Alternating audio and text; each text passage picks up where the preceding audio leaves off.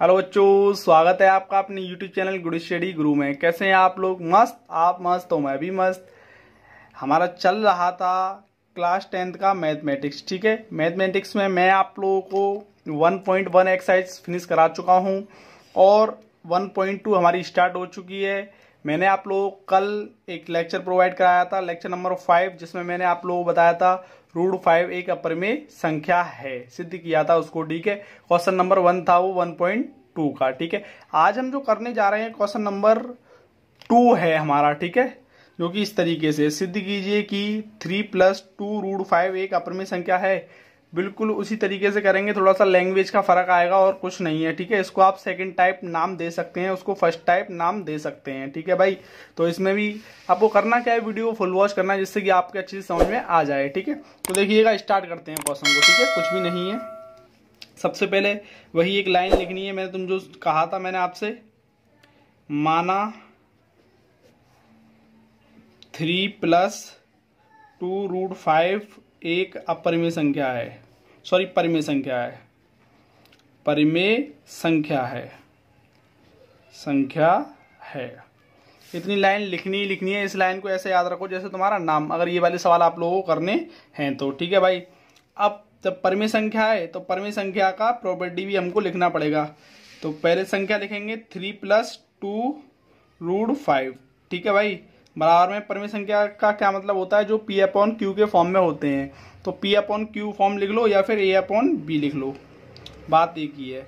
अब A और B क्या है यहाँ पे लिख दो, जहां A और B सहअभाज्य पूर्णांक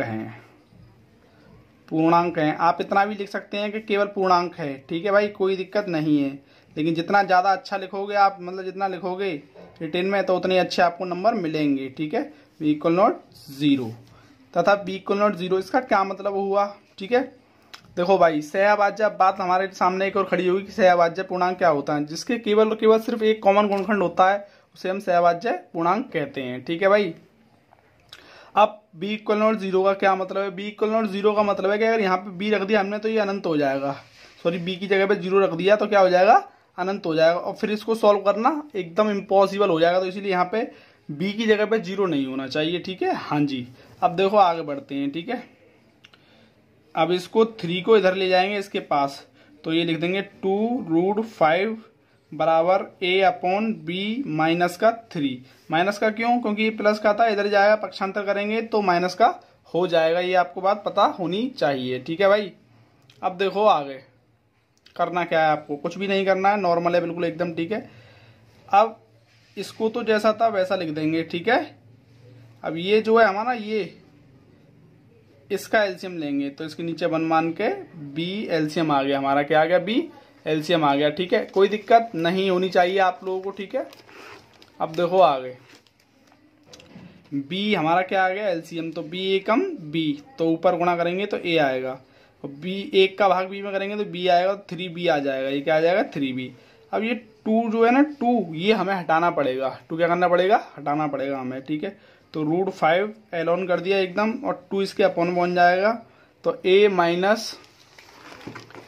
माइनस आप लोग कर सकते हैं, यहाँ पे लिख सकते हैं A - 3B अपॉन 2B।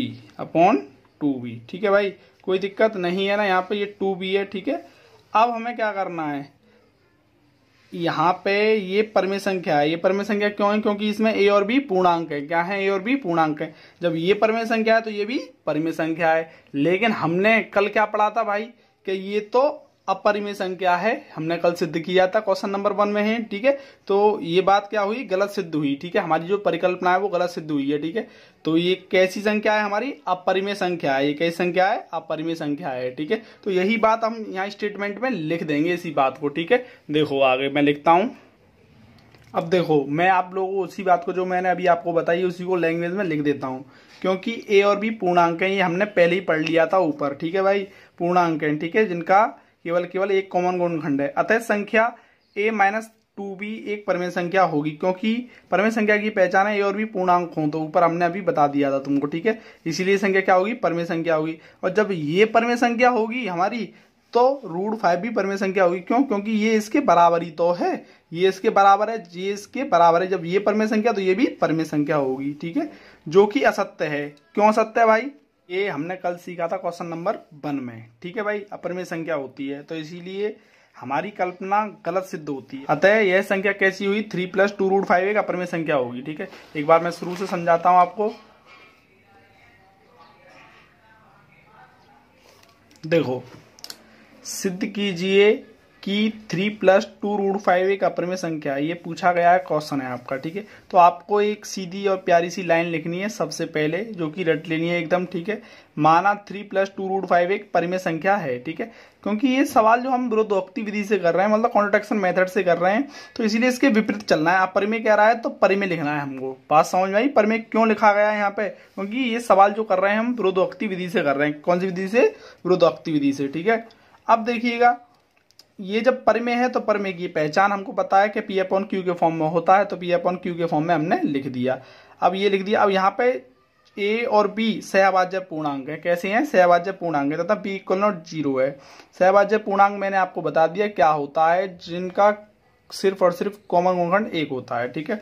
अब B = 0, मतलब B की जगह पे 0 नहीं आना चाहिए कभी। अगर ये 0 आ गया तो ये अनंत हो जाएगा, और अनंत को सॉल्व करना असंभव, ठीक। नेक्स्ट देखिएगा, इस 3 को ले जाएंगे भाई रे इधर हम, तो ये प्लस का है, इधर जाएगा तो माइनस का। अब यहां से बन गई भिन्न।